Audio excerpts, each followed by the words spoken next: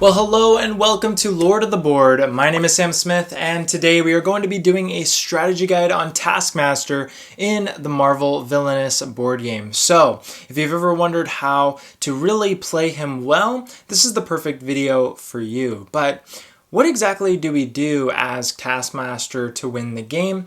All you have to do is have 4 allies, and you have to increase those 4 allies' strength up to 5 or more. And one last thing, they all have to be at separate locations. Now, the nice thing about this is that those locations don't have to all be in your domain. They can actually be in other players' domains as well. So they can be very separated. They can also even be on events, as long as you have 4 in different areas around the game space. So how exactly do we play Taskmaster well? Well, today we're going to be going through his cards. We're going to look at the 4 locations in his realm, and then at the end of the video, I'm going to give you 3 tips and strategies that will hopefully help you play him better. So without further ado, let's go ahead and dive in to his cards.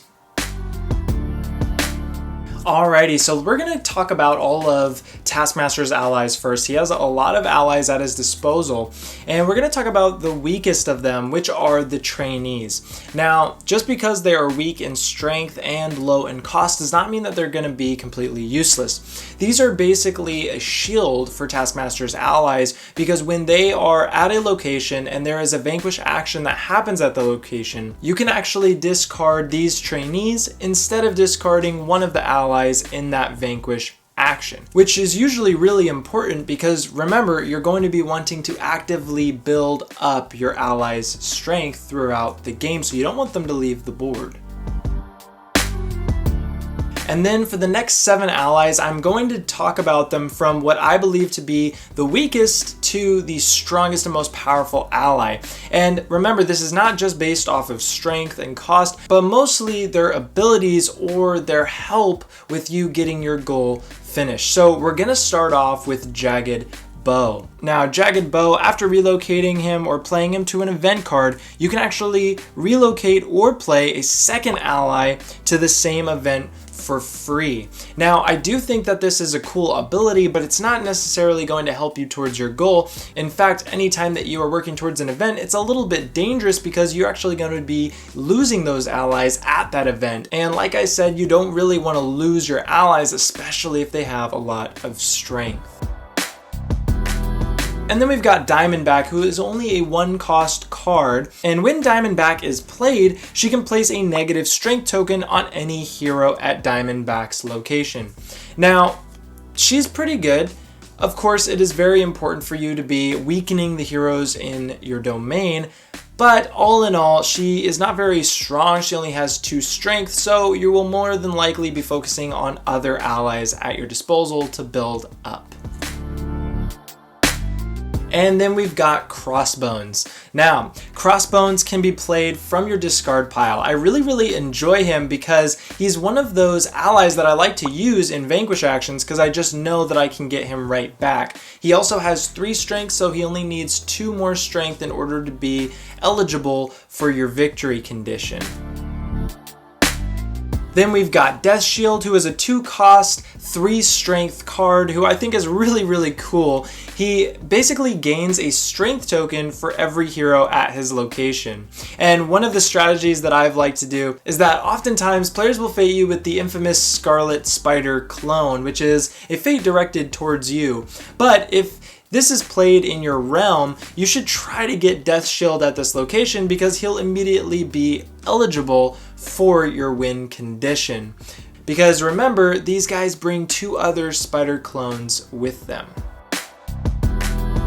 And then we have Black Ant, which when played, you can play another ally out of your hand for free. And oftentimes I find this ability to be very useful because getting those allies onto the board in general is going to be the first hurdle that you're going to have to accomplish throughout your gameplay as Taskmaster. Now, pretty much any 2-power cost card is going to be worthwhile playing because a lot of your cards really aren't that expensive. It's just really getting enough actions to get them on the board, as well as keeping and maintaining that power for playing allies can be tough sometimes. So, Black Ant, absolutely excellent card at your disposal. And then we've got Blood Spider, who is a 2 power cost, 3 strength card, which when played, you can relocate any hero in any domain and place him at Blood Spider's location. Now, one of the things I like to do with this is I like to play him in an area where I'm already set up to be able to do vanquishing and activate some of my item cards at that location. So all in all, Blood Spider is a very great card to set up some kills in order to get more strength tokens on your allies.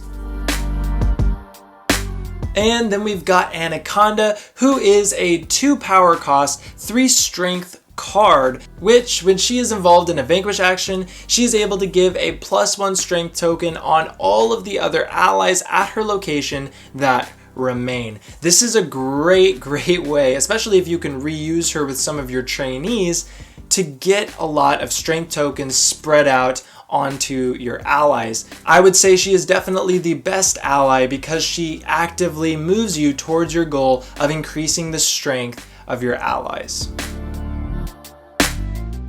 Alright, now let's look at some of his effect cards, starting with Trainer for Hire. Now this is a free card and you can just choose an opponent.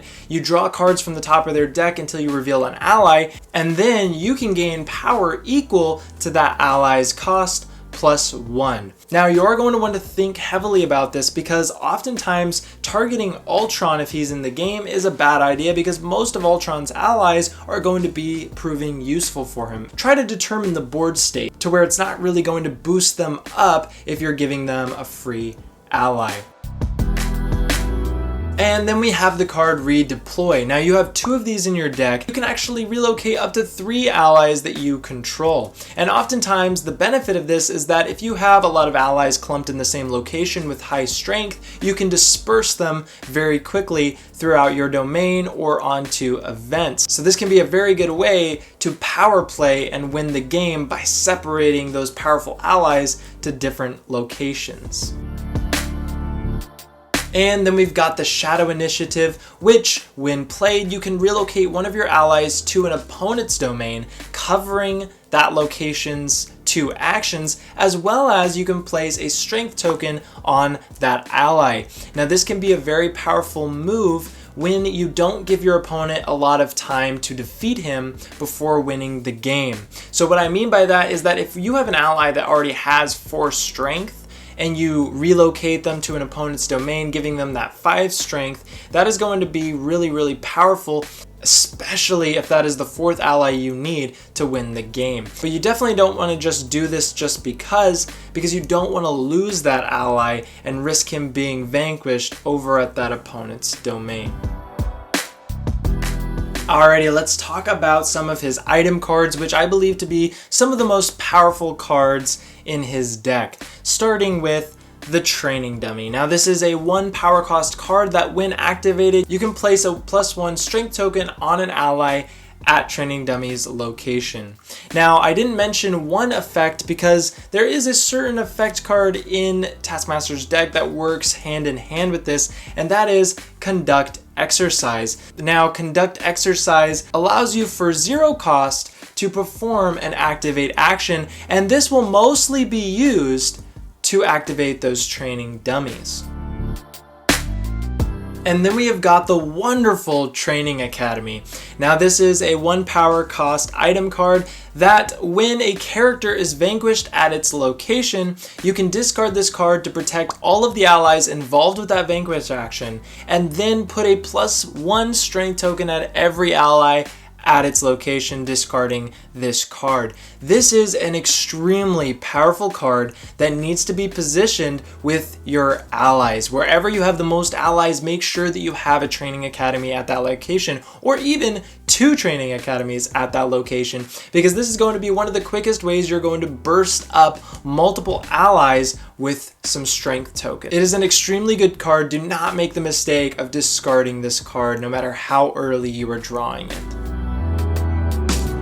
And then we've got Taskmaster's 3 weapons. We've got the shield, the bow, and the sword.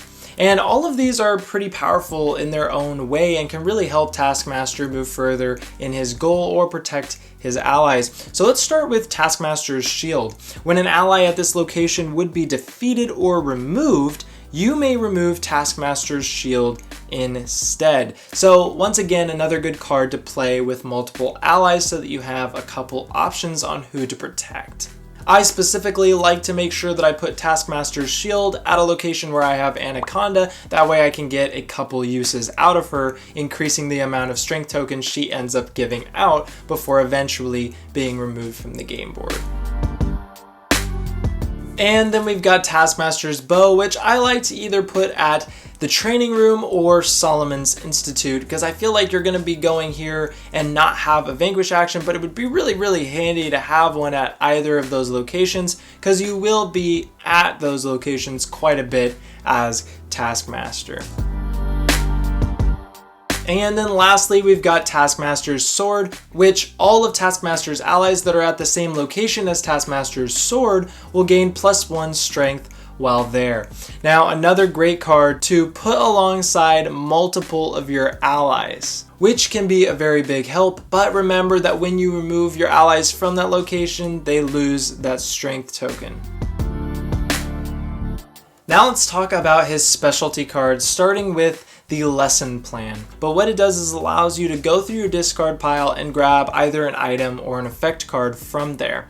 Now there is a lot of great items and effect cards in Taskmaster's deck, but a couple to take note of that you might want to grab first are, for one, Training Academy is an excellent card that you're going to want to get multiple use out of. But also those training dummies, if they're ever removed from your board, those can be very helpful throughout the game. You can grab the effect card Conduct Exercise to get even more uses out of that training dummy and keep building up your allies. And last but not least, we have got Photographic Reflexes, and this card has probably the longest text of any card in this game or in Disney Villainous, any Villainous game ever. I mean, this is a lot of text, and there's a reason for it, but really the effect is super simple, so let me just explain it to you in the simplest way possible.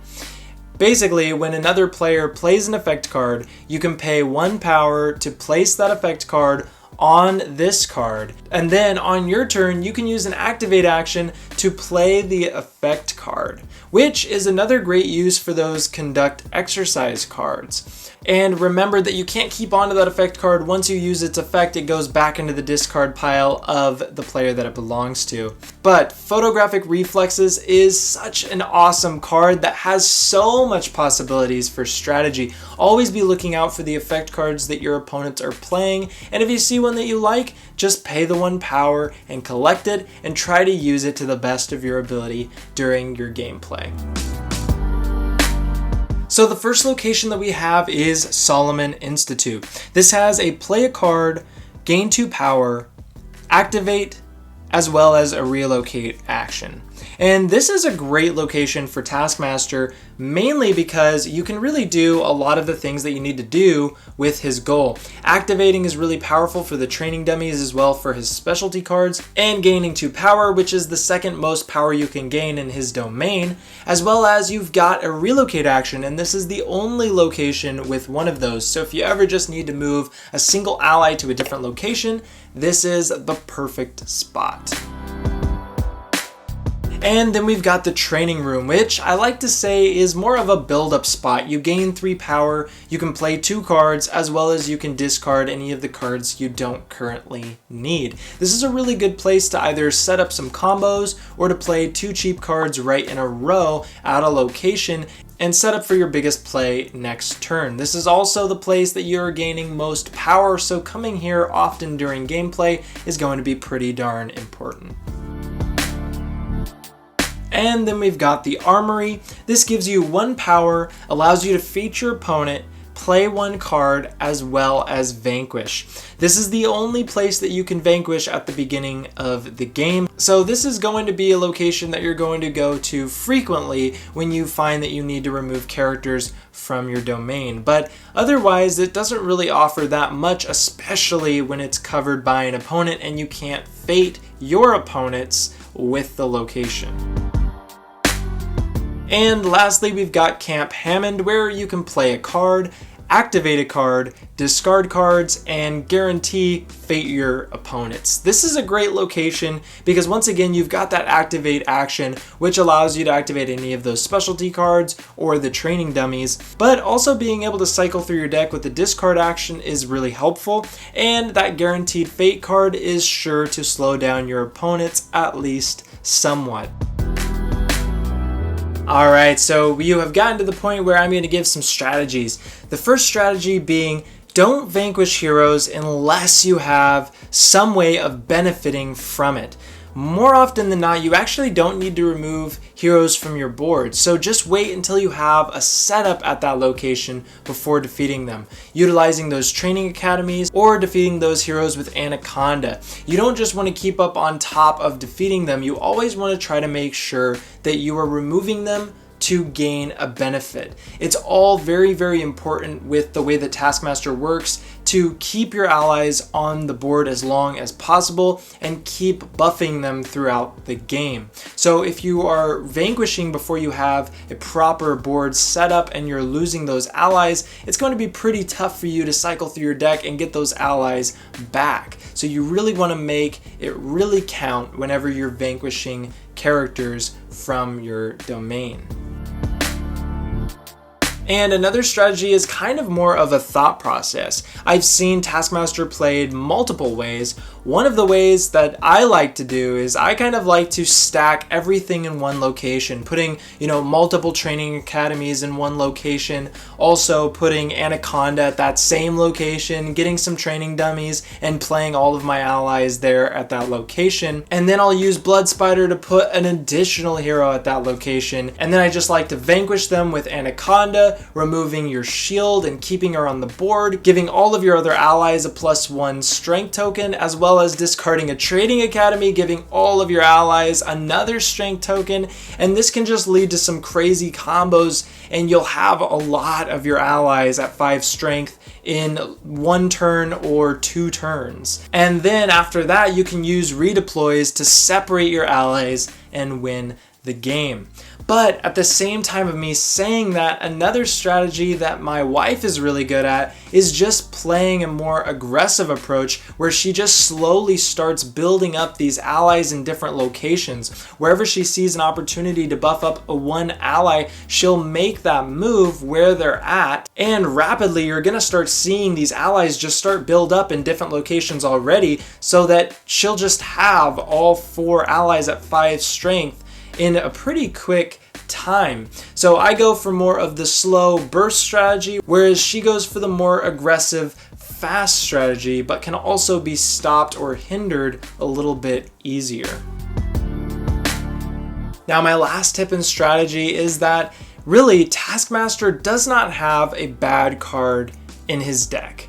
A lot of his cards are very, very powerful and all pretty much help him at some point in the game and will eventually need to be used. Your goal should just try to be to balance your income and play out whatever you have in your hand. Try to get down as many cards, setting up that engine properly in different locations on the board or in the same location like I said earlier. And that is it for Taskmaster. Thank you so much for watching this video. It has been an absolute blast to put together this strategy guide for you guys. And if you have any questions, please drop a comment down below and I will respond.